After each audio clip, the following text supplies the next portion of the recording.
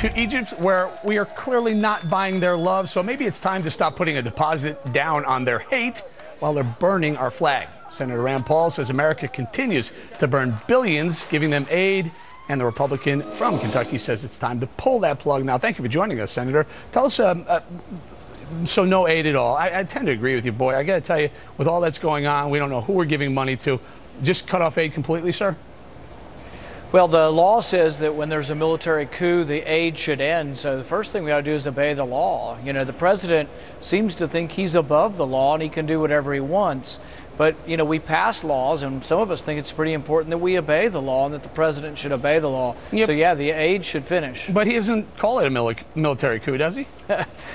He's the only person in the country who doesn't think it's a military coup. It's really even beyond debating. It's such a ridiculous notion that you could say, well, the military evicted Morsi, but that's not a coup.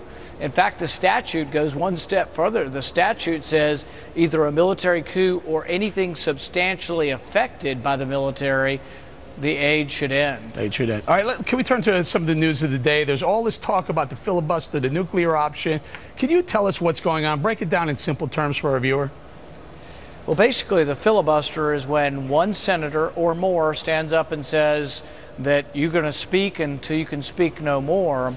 And then sometimes it happens where it delays things where you don't speak. You just ask for a 60-vote margin, which means more than 60 senators have to vote to pass something.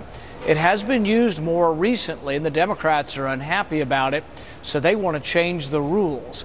But in order to change the rules, they have to break a rule to change the rules, because we don't normally change the rules in the middle of the year.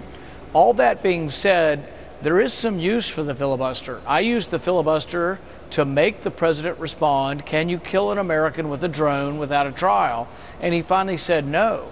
I'm using the filibuster or a hold right now to hold up the FBI director because he's using drones to spy on Americans but won't tell us how he's using them. So I'm using the filibuster to get information. So I think it's an important tool. So tell us a little bit more about that. So you're putting a hold on it. Can you explain what that means? It's a little bit of a political speak. Maybe people don't understand what that means. Go ahead.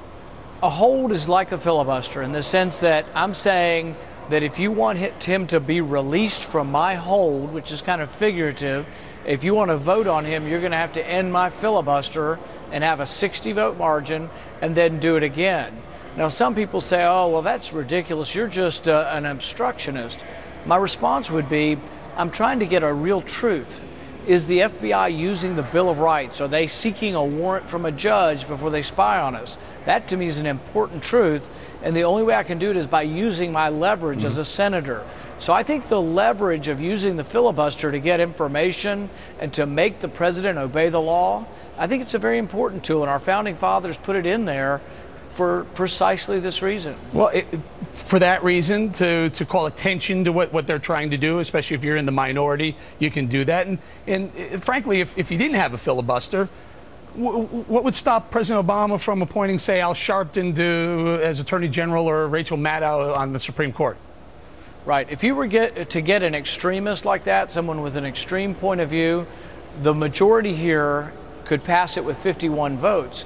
But with the filibuster, then it would take 60 votes, so you're less likely to get someone with those kind of extreme views to be nominated or approved by the Senate. Okay, so tell me again, what's your hold on James Comey?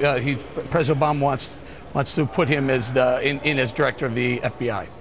Yeah, and I'm placing a hold on it, not because I have the intention of ultimately defeating him, but I'm going to slow it down enough to see if the administration will respond to my questions.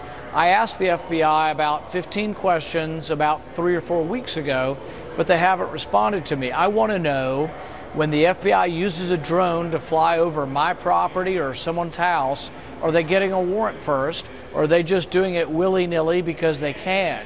The thing about a drone is it has an amazing ability to look everywhere from 50,000 feet, so you don't know you're being spied upon. And I think that that kind of spying goes against the right to privacy that all Americans have.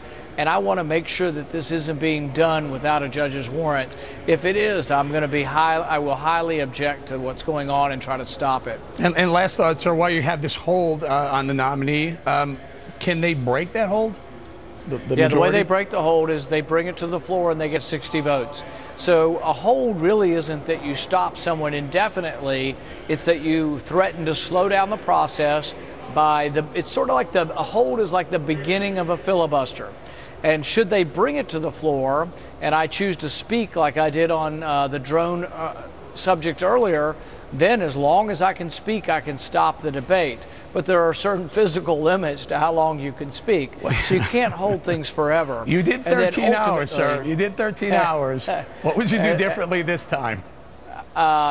Tennis shoes. Got to have tennis shoes next time.